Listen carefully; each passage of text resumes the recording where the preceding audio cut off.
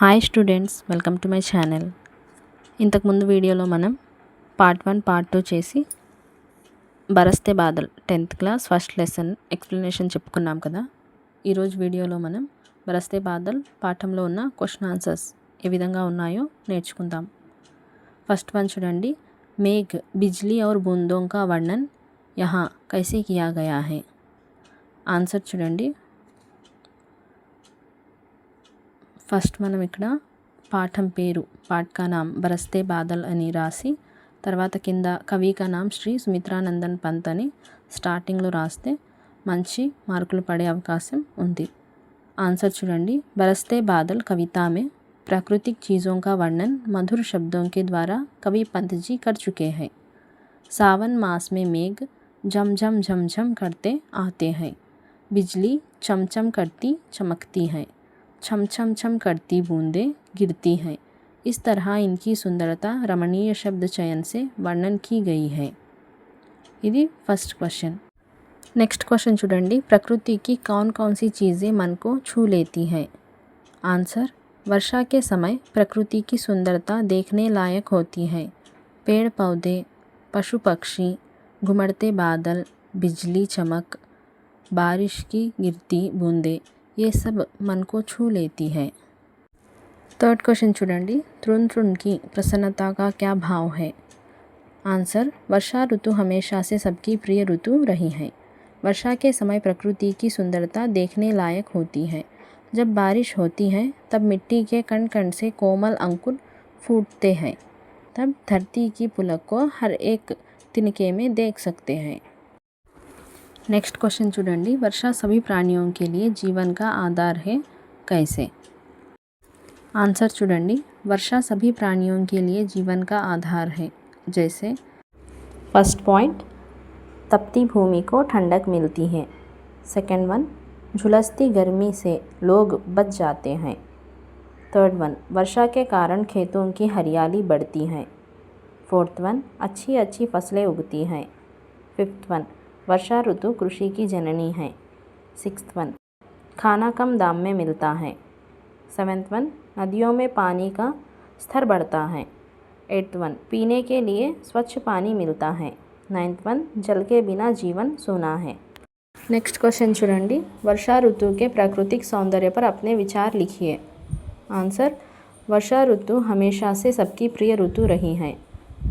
वर्षा के समय प्रकृति की सुंदरता देखने लायक होती है. इस ऋतु के आने पर आसमान में काले काले बादल छा जाते हैं. शीतल वायु बहने लगती है. बिजली चमकने लगती है. फिर बादल छम छम कर बरसने लगते हैं. तपती भूमि को ठंडक मिलती है. तालाब नदियाँ आदि पानी से भर जाते हैं. मोर मस्त होकर नाचने लगते हैं. मेंढकों की टर्टर, झिंगुरों की झंकार और जुगनुओं की चमक दमक से रात्रि में आनंद छा जाता है.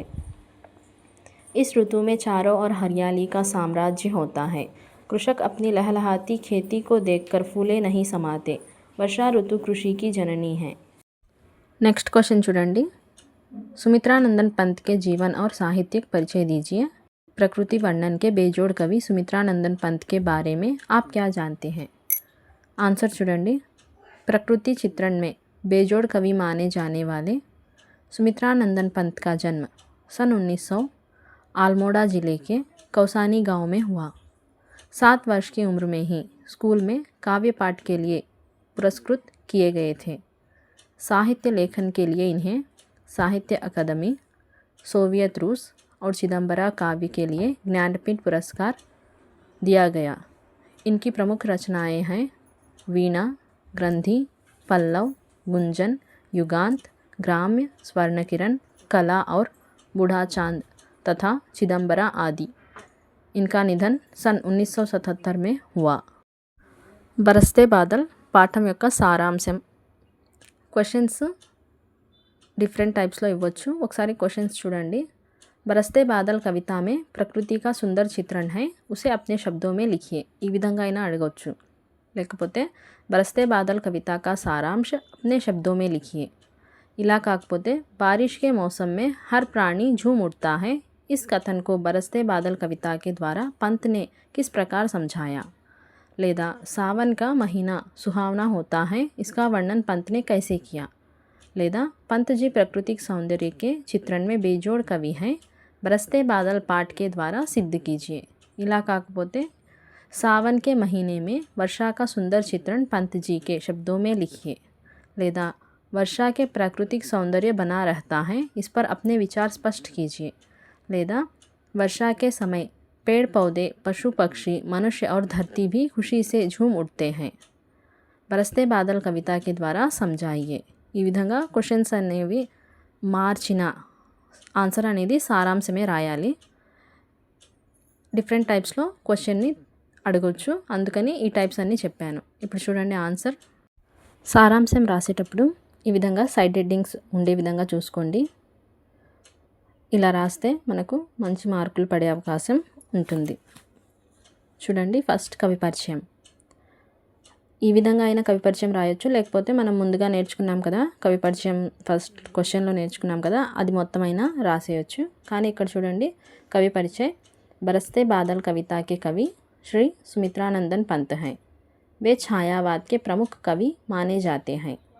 उनको चिदंबरा काव्य पर ज्ञानपीठ पुरस्कार प्राप्त हुआ है। रचनाएं: वीणा, ग्रंथि, पल्लव, गुंजन, युगांत, ग्राम्य, स्वर्णकिरण, कला और बूढ़ा चांद तथा चिदंबरा आदि. ఈ విధంగా అయినా కవి పరిచయం రాయొచ్చు, లేకపోతే మనం ముందుగా క్వశ్చన్ చెప్పుకున్నాం కదా మొత్తం కవి పరిచయం, అది మొత్తం అయినా రాయొచ్చు. తర్వాత చూడండి, कविता का सारांश. इस कविता में प्रकृति का सुंदर चित्रण है. श्रावण मास के मेघ झमझम बरसते हैं, वृक्षों से बूंदें छम छम गिरती हैं, बादलों के अंधकार में बिजली चमक रही हैं, दिन के तम में मन के सपने जगते हैं. ఇది పద్య భావం. మనం ముందుగా పాఠం చెప్పుకునేటప్పుడు భావాలు చెప్పుకున్నాం కదా, ఇది ఫస్ట్ పద్యం యొక్క భావం. నెక్స్ట్ వన్ చూడండి, आसमान में जब काले बादल छा जाते हैं, जब मेंढक टर्राते हैं, मोर कूकते हैं, चातक भी खुशी के मारे आवाज़ करते हैं, सोन बालक अर्द्र सुख से रोते हुए बढ़ते हैं, आसमान में बादल घुमड़ते हुए गर्जन करते हैं, बारिश की बूंदें सीधे मन को छूती हैं, इससे मन झूम उठता है, धरती पर जल की धाराएं बहकर मिट्टी के कण कण में हर तिनके को खुश करती हैं, तब पानी की धारा पकड़कर इंद्रधनुष के झूले में मन झूलना चाहता है. नीति: वर्षा सभी प्राणियों के लिए जीवन आधार है.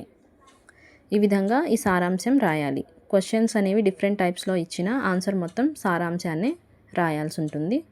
ఈ వీడియోలో మొత్తం ఇంపార్టెంట్ క్వశ్చన్స్ నోట్స్గా ఇచ్చాను. ఇవి చదువుకుంటే ఫస్ట్ లెసన్ కంప్లీట్ అవుతుంది. Thanks for watching.